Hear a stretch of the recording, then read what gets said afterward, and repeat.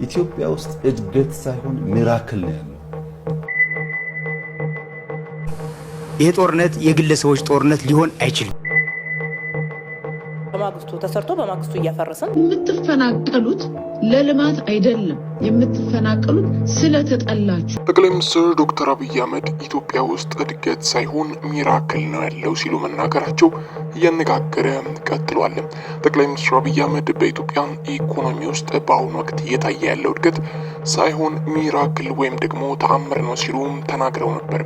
ጠቅላይ ሚኒስትሩ አብይ አህመድ ያሉት በሀገሪቱ ብሔራዊ ቴሌቪዥን ኢትዮጵያ ብሮድካስቲንግ ኮርፖሬት ጋር በ4 ክፍል ተከታታይ እየተላለፈ በሚገኘው ፕሮግራማቸው እንደነበር ለማስተዋል ተችሏል። ጠቅላይ ሚኒስትሩ ሐሙስ ምሽት በተላለፈው ቃለ ምልልሳቸው ላይ ስለ ምጣኔ ሀብትና የሰራተኞች ደሞዝ ጥያቄን አንስተው እንደነበር ለማየት ተችሏል። ጠቅላይ ሚኒስትሩ በቅርቡ የሕክምና ባለሙያዎች እንደዚሁም መምህራን ያነሷቸውን የደሞዝ ጥያቄዎች ሌጂቲሜት ወይም ደግሞ ትክክለኛ ናቸው ያሉ ሲሆን ሐኪሞች፣ አስተማሪዎች፣ ወታደሮች፣ ፖሊሶች፣ ሚኒስትሮች ጠቅላይ ሚኒስትሩን ጨምሮ ሁሉም የደሞዝ ጥያቄ አለባቸው ሲሉ ነው መናገራቸው የተሰማው። በሀገሪቱ ያሉ የሕክምና ባለሙያዎች የደሞዝ የጥቅማ ጥቅምና ሌሎችም ጥያቄዎችን በማንሳት የስራ ማቆም አድማ ማድረጋቸው ይታወቃል። ከዚህም ጋር በተያያዘ በርካታ የሕክምና ተቋማት ለረጅም ጊዜ ከፍተኛ የሆነ ተጋሮት እንደነበራቸው ጭምር ለማስተዋል የተቻለበት ሰሞን እንዳለፈ ይታወቃል።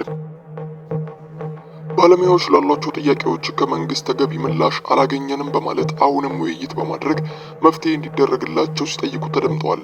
ጠቅላይ ሚኒስትሩ በኢትዮጵያ ውስጥ ያለው እድገት አንስተው በተናገሩበት ወቅትም እያደግን ነው፣ ኢንፍሌሽን ወይም ደግሞ የዋጋ ንረቱን ለመግታት እየሰራን እንገኛለን ሲሉም ተደምጠዋል። ጠቅላይ ሚኒስትሩ ባለፉት 7 ዓመታት የኮሮና ወረርሽኝ እንደዚሁም የሰሜን ኢትዮጵያ ጦርነት እያለ ከፍተኛ ለውጥ አስመዝግበናል በማለት መጥቷል ያሉትን እድገት ሚራክል ነው ሲሉ ገልጸውታል። ኢትዮጵያ ውስጥ ለውጥ ሳይሆን እኛ ለውጥ ልናመጣ ካሰብነው ፍጥነትና ጥራት በላይ ነው ለውጥ ያመጣው ያሉት ጠቅላይ ሚኒስትሩ ይህንን መጠበቅ ካልተቻለ አደገኛ ጣጣም ሊያመጣ ይችላል ሲሉም ማስጠንቀቂያ ሰጥተዋል። እውነቱን ለመናገር የኢትዮጵያ ሕዝብ አይኑን ሊገልጥ ልቡናውን ሊከፍት ያሸዋል ሲሉ የተናገሩት ጠቅላይ ሚኒስትሩ ያገኘነውን የተከፈተ ብርሃን በማስተዋል እንዲጠቀምበት ከፍተኛ ማሳሰቢያም ጭምር ሰጥተዋል።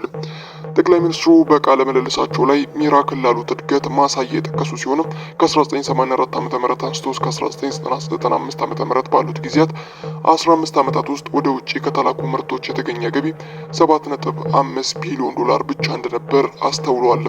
ዘንድሮ በአንድ ዓመት 8 ቢሊዮን ዶላር ገደማ ከኤክስፖርት ኢትዮጵያ ታገኛለች። በአንድ ዓመት 8 ቢሊዮን ዶላር የምታገኝ ሀገር 15 ዓመት ሙሉ ምን ትሰራ ነበር ሲሉም ሲገልጹም ተደምጠዋል። ይህ ዓመት ሲጀመር የኢትዮጵያ የማንሰራራት ዓመት ነው ብዬ ነበር ያሉት አብይ አህመድ ዘንድሮ እኮ ከፍተኛ የማንሰራራት ዓመት ነው። ዘንድሮም 4-5 ዓመታት እንደዚሁም 10 ዓመታት ከተደጋገሙ ኢትዮጵያ አበቃ መከራዋ ያበቃል ሲሉ መናገራቸው ተሰምቷል። ጠቅላይ ሚኒስትሩ ሀገሪቱ ባለፉት 15 ዓመታት ለውጭ ገበያ ከቀረበቻቸው የቡና ምርቶች ያገኘችው ገቢ ወደ 3.5 ቢሊዮን ዶላር እንደደረሰ ጭምር በማብራሪያቸው ሲገልጹ ለማድመጥ ተችሏል። በተመሳሳይ ለ15 ዓመታት ውስጥ ከወርቅ ሽያጭ የተገኘ ገቢ ለንጽጽር አቅርበው ወደ 508 ሚሊዮን ዶላር ከኤክስፖርት ከተገኘ እንደነበርና ዘንድሮ ወደ 3.2 ቢሊዮን ዶላር ከወርቅ ንግድ ብቻ የተገኘ ከፍተኛ እምርታ እንዳለው ለመግለጽ ተችሏል።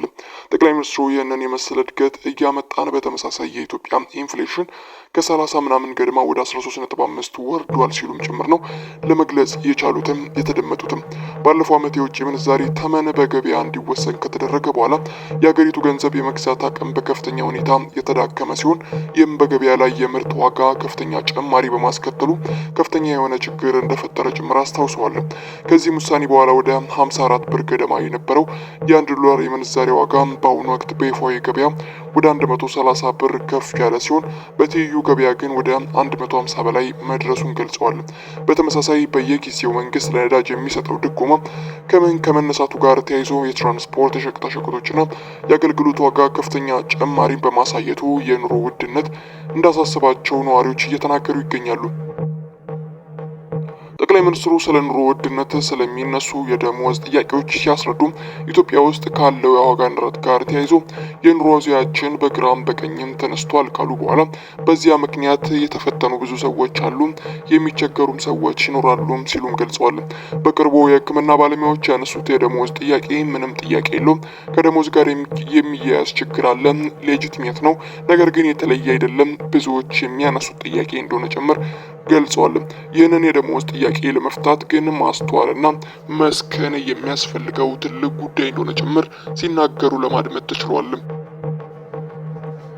የደሞዝና የጥቅማ ጥቅም ጥያቄ ከምንም አይነት የፖለቲካ ግንኙነት ጋር እንደሌለው የጤና ባለሙያዎች በተደጋጋሚ ቢገልጹ ጠቅላይ ሚኒስትሩን ጨምሮ ሌሎች ባለስልጣናት ጥያቄው የሌሎች መጠቀሚያ እንዲሆኑ አድርጓቸዋል ሲሉም ሲከሱ ይደመጣሉ።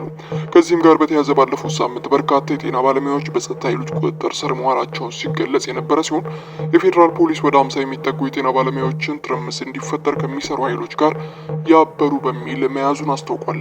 ጠቅላይ ሚኒስትሩ በዚህ ዓመት ደሞዝ ላይ ጭማሪ ያስፈልጋል በመባሉ ምክንያት ወደ 91 ቢሊዮን ብር መንግስት መጨመሩን በመጥቀስ 91 ቢሊዮን ብር በዓመት ከመመደብ በላይ ኢትዮጵያ አቅም የላትም ሲሉ ነው የገለጹትም።